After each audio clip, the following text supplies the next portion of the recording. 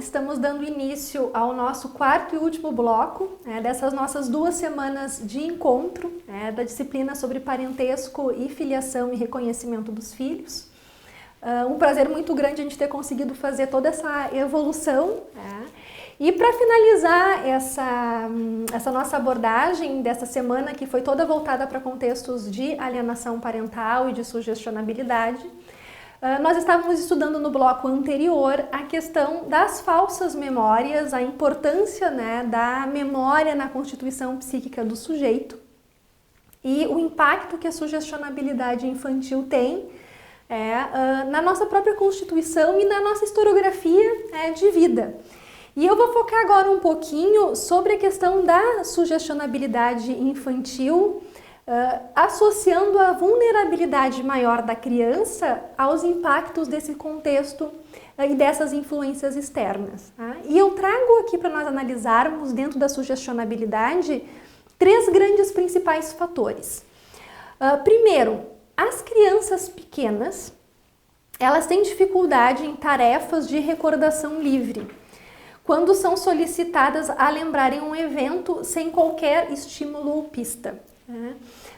Talvez alguns de vocês que estejam me ouvindo e acompanhando as aulas tenham filhos pequenos ou já tiveram filhos pequenos, e crianças com 3, 4, 5, 6 aninhos, muitas vezes quando nós questionamos elas, olha, como é que foi teu dia lá na escolinha? Ah, foi bom.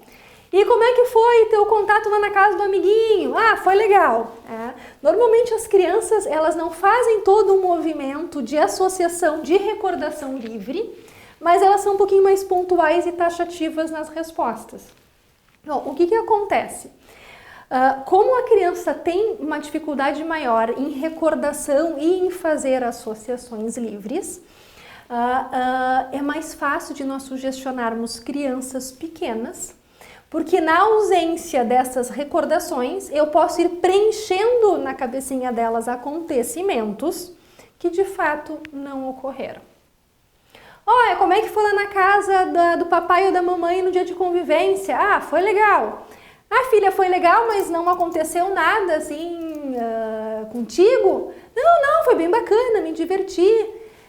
Mas olha, tu tá com um machucadinho, tem certeza que tu não te machucou? Ah, nem sabia que eu tô com um machucadinho. Tu tá com um machucadinho, tá doendo um machucadinho? Então, olhem como eu posso ir complementando informações, ir preenchendo essas informações de relatos em circunstâncias em que a criança não vivenciou. E eu trago aqui uma questão de um dos processos que eu acompanhei de alienação parental muito graves, em que houve a falsa denúncia de acusação de abuso sexual de uma criança de 4 anos que morava no Rio de Janeiro. E olhem como isso veio para o processo. Era um período de convivência, esse pai foi buscar então a filha de 4 aninhos e levou essa criança para brincar na beira da praia. Estamos falando no Rio de Janeiro. Então, estava brincando na beira da praia e o que ele teve a cautela de fazer antes de devolver então essa criança para casa? Foi dar banho na criança. E aí eu pergunto para vocês, quem é que consegue dar banho numa criança de 4 aninhos, toda suja de areia, sem encostar nesta criança? Então é evidente que este pai foi dar banho nesta filha, encostou nesta menina, secou esta menina, vestiu esta menina e essa menina foi para casa. Bom, onde é que começam a sugestionabilidade neste caso em específico? Chegou em casa e começaram os discursos. Como é que foi lá com o papai? Ah, o papai foi legal.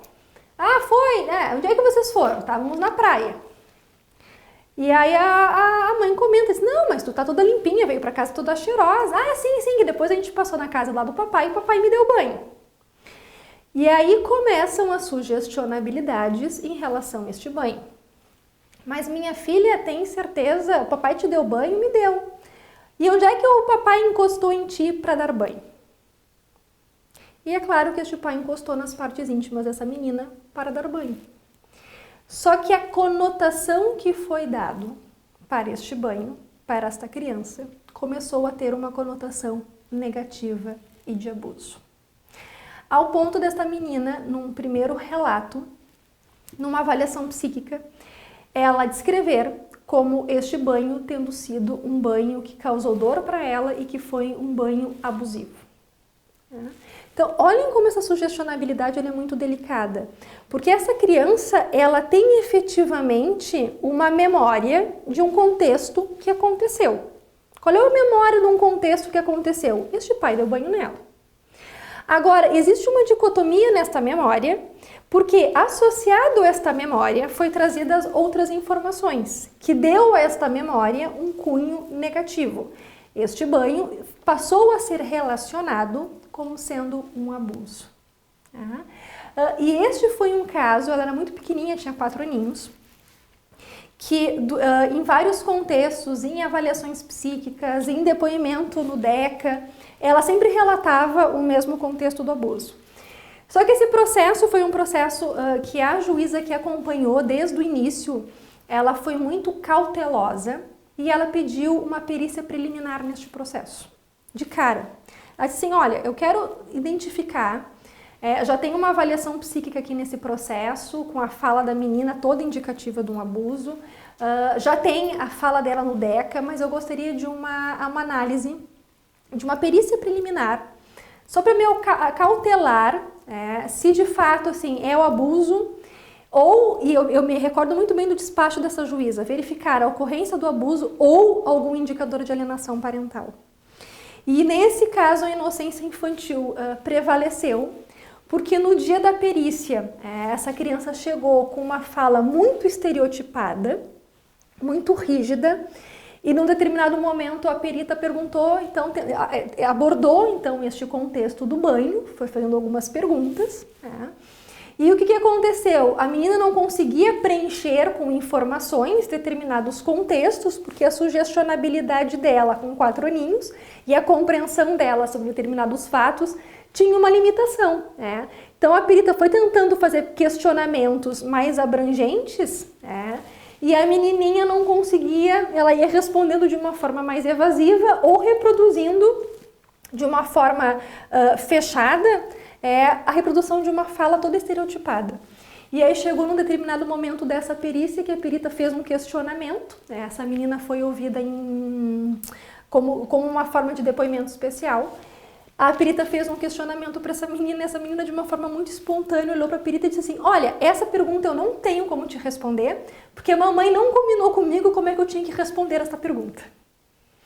Então, assim, neste caso, a forma espontânea e a própria inocência infantil de não ter uma crítica da dimensão, da ocorrência do que ela estava relatando, foi uma possibilidade de indicadores de que essa menina estava sofrendo, então, com 4 aninhos, alienação parental. Então, uma das questões que as crianças apresentam é uma dificuldade em recordação livre. Uma outra questão que favorece muito a sugestionabilidade infantil é que as crianças pequenininhas, elas são deferentes, elas têm uma deferência tendente a respeitar e se submeter à vontade dos adultos. Dependendo da idade da criança, se tu passa uma informação para essa criança, por tu ser uma figura de autoridade para ela, pai ou mãe, dificilmente essa criança vai te questionar sobre a veracidade daquilo que tu estás trazendo. Uma criança pode, normalmente faz, dentro de situações em que os pais tentam colocar limites nela, essa criança tentar de alguma forma ir avançando em relação aos limites que foram colocados pelos pais. Agora, sobre informações, dificilmente uma criança vai questionar um pai ou uma mãe sobre a veracidade daquilo que um pai ou uma mãe estão dizendo. Então, se eu passo para uma criança uma informação de que aquele contexto é um contexto abusivo, de que aquele contexto é um contexto agressivo, de que naquele contexto ela tem que tomar cuidado, que naquele contexto ela pode ser prejudicada ou podem lhe fazer mal, a criança não vai questionar sobre isso. Por uma questão de deferência em relação à autoridade parental. Então, um dos segundos pontos que auxiliam muito numa abertura de uma sugestionabilidade infantil é a deferência que as crianças pequenas têm em relação à autoridade paterna ou materna. E, por fim, as crianças pequenas possuem dificuldade em identificar a fonte da informação recordada. se foi algo que elas viram ou ouviram alguém dizer. Dependendo da idade da criança e do tempo da sugestionabilidade, de quando for feito este relato, ela até pode ter uma falsa memória, mas às vezes a criança pode apresentar, que é o que nós chamamos em psicologia de erro de monitoramento da fonte, qual é a origem daquela informação. Se foi algo que elas efetivamente viram, se foi algo que alguém disse para elas, dependendo do tempo da sugestão e de como elas incorporaram, as crianças daqui a pouco já nem lembram se aquilo foi dito por alguém, visto de alguma forma, induzido. Elas simplesmente incorporam como sendo algo que elas vivenciaram e a partir daí ocorrem as reproduções. Por isso que em contextos de alienação parental, quando tem sugestionabilidade infantil e dependendo do tempo dessa exposição da criança a essa sugestão, muitas vezes se torna dificílimo de identificar em contextos periciais aquilo que é mentira daquilo que é verdade. Aquilo que efetivamente a criança vivenciou daquilo que a criança efetivamente foi induzida. Porque vocês se dão conta que todas essas dimensões, elas vão sendo constitutivas do desenvolvimento da criança. E quando nós falamos em sugestionabilidade, da dificuldade em recordação livre, da deferência das crianças aos adultos e da dificuldade do monitoramento da fonte da informação, todos nós, hoje adultos, quando fomos crianças, já passamos por tudo isso. A questão é quais foram os estímulos que nós estávamos expostos, quais foram as sugestionabilidades que nós tivemos contato, quais foram os fatores preventivos, quais foram os fatores de proteção que se fizeram presentes ou não, qual é o tipo de exposição que se teve, se foi uma sugestionabilidade negativa. Imaginem crescer tendo um registro da possibilidade de um abuso. Eu lembro quando eu fiz a minha pesquisa de doutoramento, foi uma dos resultados que me impactou muito. Eu fui orientada por uma pesquisadora que o foco dela é crianças com vitimização infantil e crianças que foram efetivamente abusadas. Então, assim, o foco da pesquisa dela são crianças abusadas sexualmente. E ao longo da construção da minha pesquisa, eu questionei num determinado momento para ela qual seria o impacto, porque ela estudava muito o impacto da vitimização nestas crianças em relação ao abuso sofrido. E eu lembro de questionar ela, disse, olha, como é que será que deve ser o impacto para uma criança que não vivenciou o abuso, mas que cresce como se abusada fosse, que cresce com um registro de que o abuso teria acontecido. E ela me apresentou um estudo que foi realizado, em que, dependendo do tipo de exposição da criança àquela sugestionabilidade, do quanto ela tinha internalizado aquela sugestão como sendo verdadeira, e da idade da criança, que o resultado daquela amostra apontou para que as crianças vítimas de abuso e as crianças sugestionadas por uma questão de abuso apresentavam os mesmos déficits, tanto cognitivos, quanto emocionais, quanto comportamentais. Os pesquisadores não conseguiram fazer uma detecção de grandes diferenças na compreensão, no afeto e no comportamento destes dois grupos, de crianças efetivamente abusadas e de crianças que cresceram, que tinham um registro de que teriam sido abusadas. Então, olhem o impacto devastador que isso tem na constituição emocional e desenvolvimental de qualquer sujeito, porque isso fica um print na memória, fica uma marca na constituição, que são marcas indeléveis. Dificilmente eu vou conseguir reprogramar essa criança, amanhã adolescente, depois adulto, a formatar este registro e esta vivência que constituiu ele como sujeito, como se aquilo não tivesse acontecido. Ainda que se consiga fazer todo este trabalho, alguma marca de dano emocional sempre fica.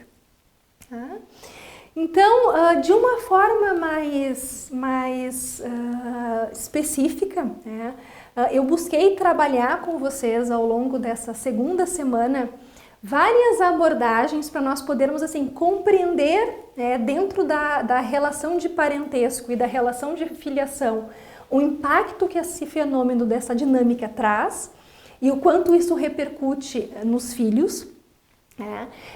E qual é a importância que nós temos enquanto operadores do direito de abrirmos a nossa possibilidade de um olhar e de uma compreensão para um caráter interdisciplinar, para que nós consigamos, primeiro, identificar que este fenômeno existe, né? E segundo, pensar em formas preventivas para evitar que numa relação processual a gente chegue já para a comprovação de um dano, né? Ou seja, quando a gente chega nesse momento, todos nós, operadores de sistema, já chegamos tarde, a gente já falhou em algum momento, né, nesse curso dessa evolução processual.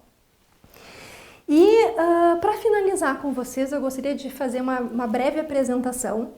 Eu comentei no início dos nossos encontros que eu tenho formação jurídica, já não advogo há muitos anos. Eu hoje faço uma abordagem de um trabalho todo interdisciplinar.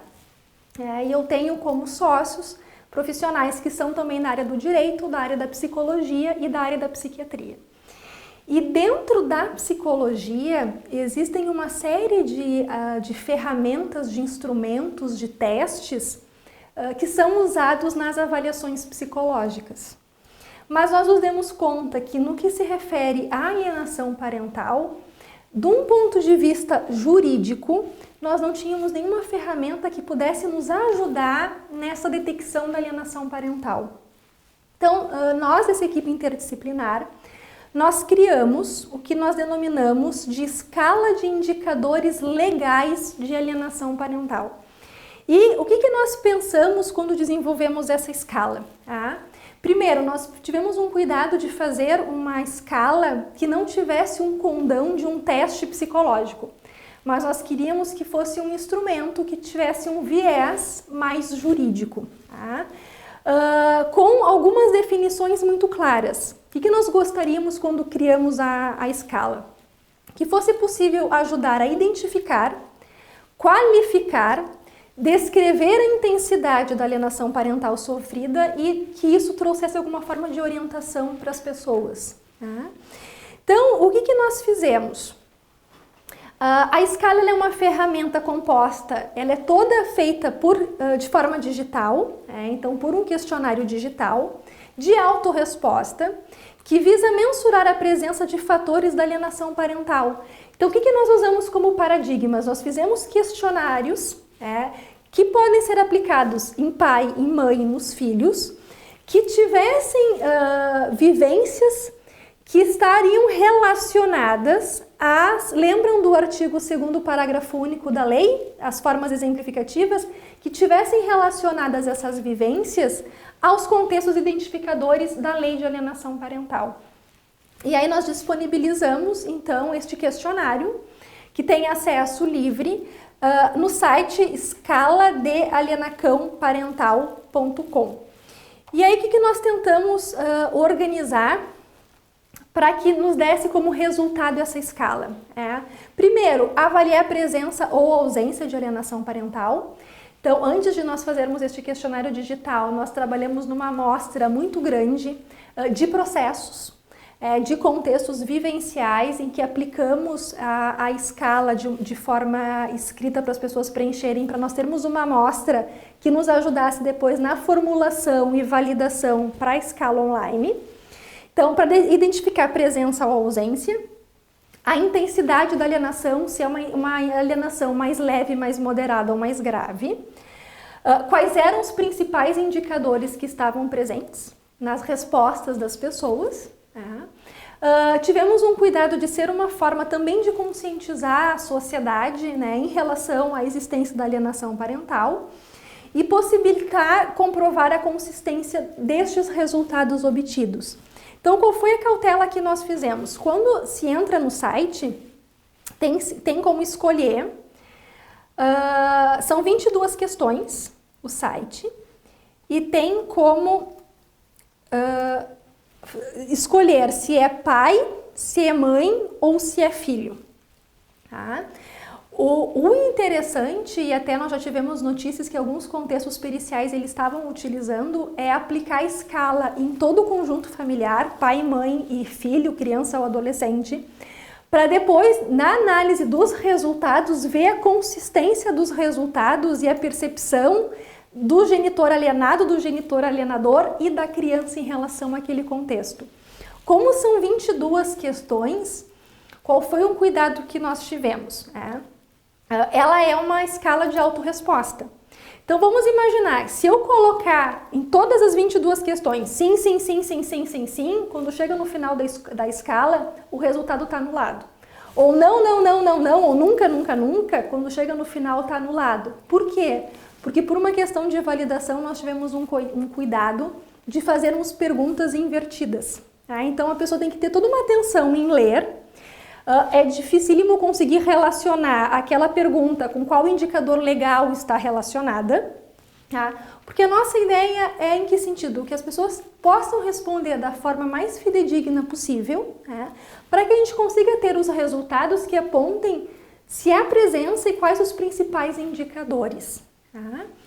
E essa forma que eu apresento para vocês, como ele é todo online, as pessoas recebem depois por e-mail o resultado da escala.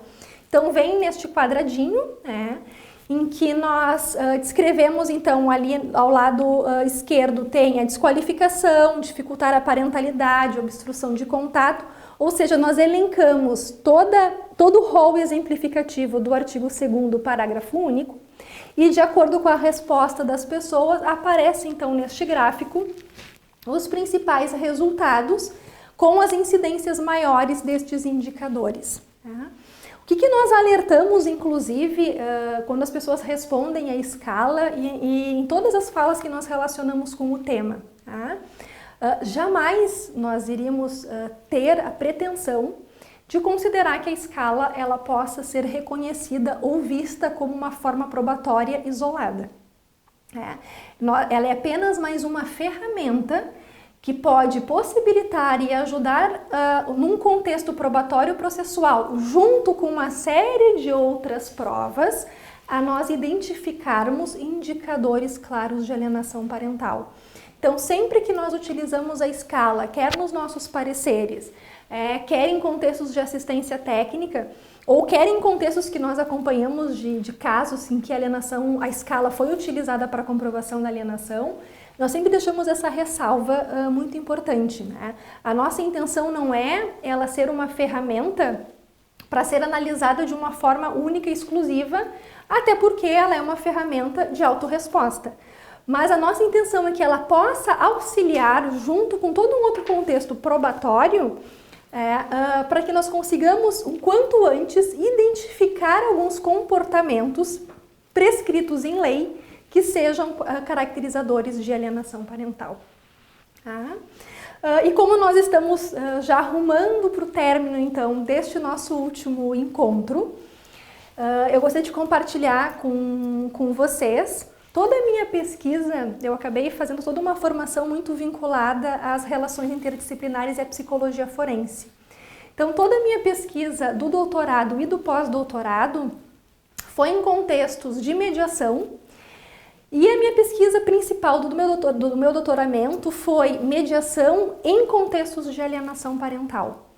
Porque o que eu me deparei assim ao longo da minha trajetória profissional? Atuando em contextos em que eu via os resultados como assistente técnicos, e tendo a comprovação clara de que quando chegava neste momento nós estávamos lidando já com um dano, eu comecei a me questionar como é que nós poderíamos de repente lidar com a mediação, com a alienação de uma forma que fosse preventiva. E como eu sou mediadora também, eu fiz uma associação de tentar verificar como é que a mediação poderia auxiliar de uma forma preventiva nesses contextos de alienação parental. E eu acabei depois divulgando toda a minha pesquisa através do livro Mediação em Contextos de Alienação, que tem boa parte daquilo que nós trabalhamos ao longo desta segunda semana. E fica o convite, então, para nós aprofundarmos essas questões da mediação em contextos de alienação no nosso fórum, de discussão dessa temática. E eu também deixei para vocês, para nós refletirmos juntos, relacionando os nossos dois encontros. Na nossa primeira semana, todo o contexto de filiação, mas que nós focamos mais na questão do reconhecimento da filiação socioafetiva, e a nossa segunda semana focando mais nessa dinâmica de alienação parental. Então, eu vou ter muito prazer em estar com vocês, no nosso fórum de discussão, em que eu trago uma reflexão que eu gostaria de fazer com vocês, que é a seguinte. Se nós considerarmos que a alienação parental é uma forma de abuso moral contra a criança, e nós vimos isso no artigo 3º da lei, e que um dos seus principais objetivos é o afastamento de um genitor, e que no nosso ordenamento jurídico há possibilidade de reconhecimento de filiação socioafetiva, pergunto, como é que seria o reconhecimento de uma posse de estado de filho, com todos aqueles elementos constitutivos que nós vimos, quando na origem dessa vinculação da filiação socioafetiva eu tenho uma alienação parental? Ou seja, nós vimos ao longo dessa dinâmica que uma das formas de alienação parental é a obstrução de contato e o afastamento de um genitor.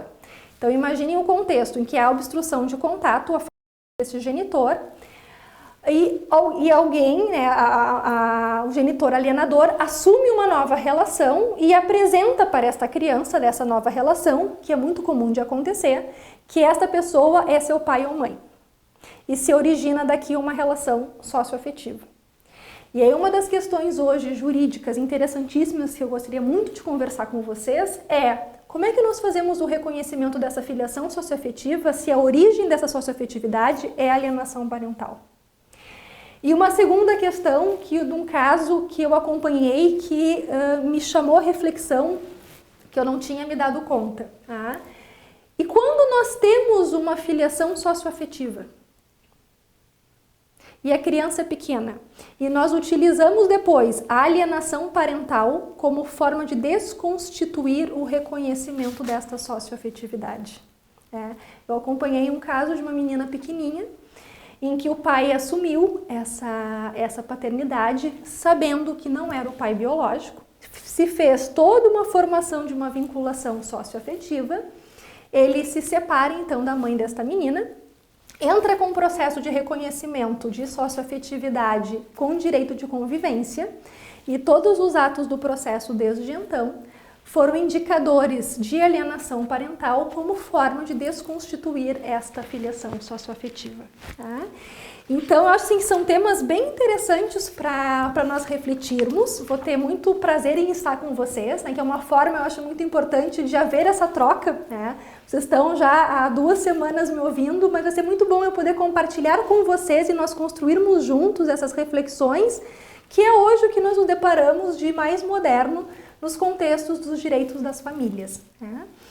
E eu termino então, como é um contexto de uma aula de alienação parental, com uma reflexão muito grande.